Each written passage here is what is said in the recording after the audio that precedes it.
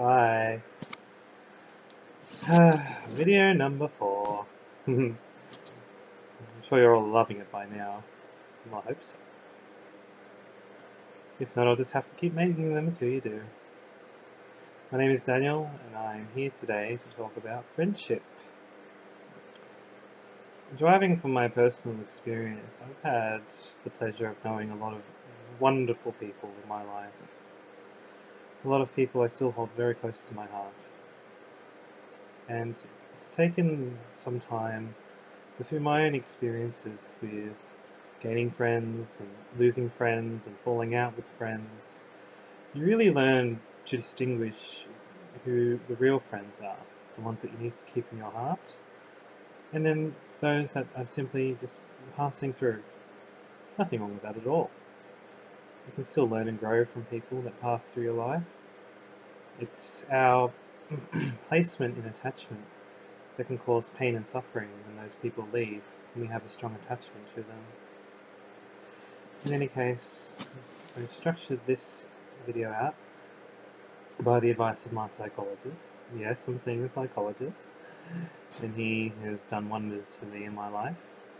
I strongly recommend seeing a psychologist. It's a good chance for you to express yourself to a third party who isn't going to judge you, but is going to listen to everything you have to say and provide, hopefully, good advice, knowledge, and experience. So we're going to talk about friendship and what I believe, because I can really only do this from a subjective point of view, my own experiences with my friends. So, what is a good friend? And what is the difference between a friend and an acquaintance? You see, I made a mention before of the people that pass through your life, who you can grow from and learn from, and cherish the time and relationships you have together. But eventually you'll part ways. I find that people that fall into the acquaintance category are very much like this. And as well, what I consider to be an acquaintance isn't someone I can necessarily open up to with my own feelings and thoughts and desires. It's merely a pleasant present in your life. Someone who's there, can laugh with you, go have a drink with you maybe. But really, ultimately, for an acquaintance, to me it's more of a superficial relationship where you just enjoy each other's company. But there's no real desire or need to really open yourself up to this person. Whereas an extremely close friend, or a better friend than acquaintance at least, you can share intimate details and secrets. You can really feel that sense of pleasure when you're in their company. You can really just tell them anything. You can say whatever you want to them. They won't judge you. Although you'd hope if they did, it'd be in a humorous way. But a really close friend is always there to listen to you, which can be hard to expect from people these days because a lot of people have very full-on lives, which is very understandable and is to be taken into consideration, of course. As being a reciprocative friend yourself, you would take into account their life situation as well.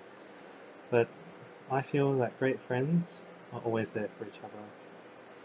There's always a way to find time for a great friend in need. See, to me a great friend is someone I could call brother or a sister who isn't blood. Even though I'm friends with my sisters who are blood, that to me is a great friend. Now, you have to be careful out there in the world of friends. Not everyone has cultivated a healthy level of self-awareness, and there are people out there that can drain your efforts and energy. It can be difficult to distinguish these people at first because you need to cultivate a good judge of character, which can only come from meeting all kinds of people and establishing relationships with them, whether it be an acquaintance, friend, or a close friend. And it's like anything. You make mistakes, you learn from it, and you grow, and try again. You don't give up because you have a bad experience with a friend, because not everybody is the same as that person. We're all unique. How could you possibly have the same experience with a completely different person than what you had with that one person that let you down? But you must be careful of the energy drainers. And how do you spot one? These are the people that don't really give you the time of day, but expect it in return. These are the people that you can't express or open up because they will judge you, or they won't regard anything that you say, or they'll even ignore you and just pass their own problems on to you. These people can be very draining and toxic to your life. So you must be very careful out there when you're making new friends. But like I said, it comes down to experience and practice. Everything comes down to practice. And you will soon, through your experiences, grow and refine the process of being a good judge of character. I find this occurs as you get older. Also be wary of people with selfish tendencies that only seem to use you for money, to use you as their own personal diary or agony aunt. They just unload and download all their problems onto you, all their negativity. These are people that, while they are in need of compassion and kindness, you cannot give yourself too much to these people because you may lose yourself in the process. What is the significance of friendship? Friendship is, in my mind, extremely significant because humans are social creatures by nature. We have a natural desire and impulse to connect with each other. We have a desperate need and desire to be understood, to be cared about, to be loved. All these qualities indicate to us that we are not meant to live our lives alone. And although we have family, it is also part of our nature to form and establish connections with other people.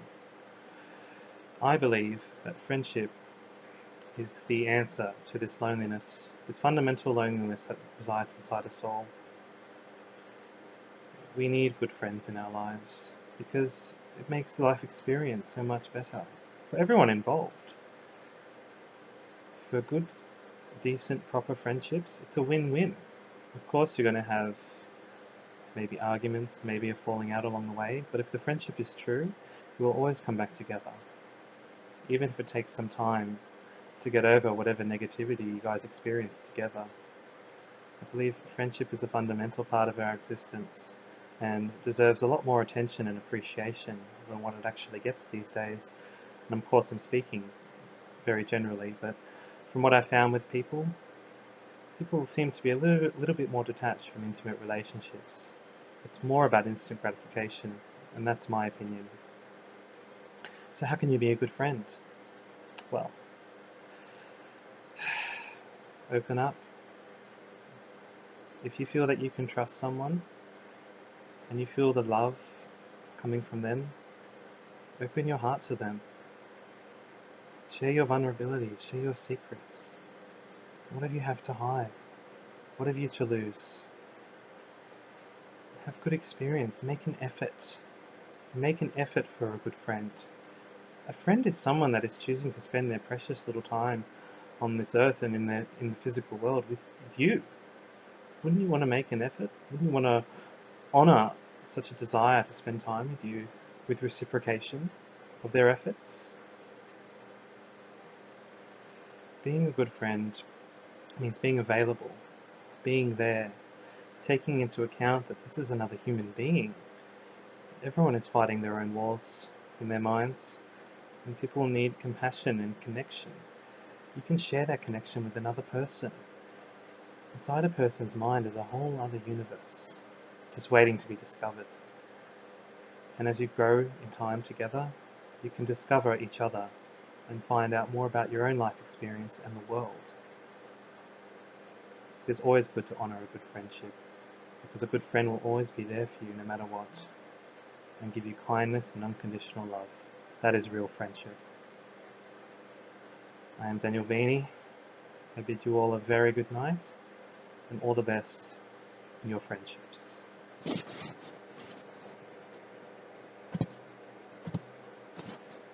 Button doesn't work.